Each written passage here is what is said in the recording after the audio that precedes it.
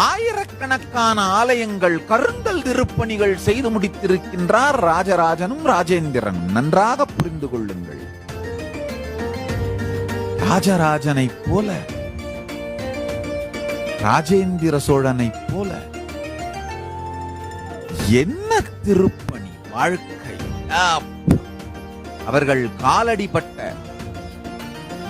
ஊரின் மண்ணை கூட தலையிலே தெளித்துக் கொண்டு அவர்கள் வாழ்ந்த வாழ்வை நினைந்து பார்த்து வணங்க வேண்டும் நாம் எல்லாம்.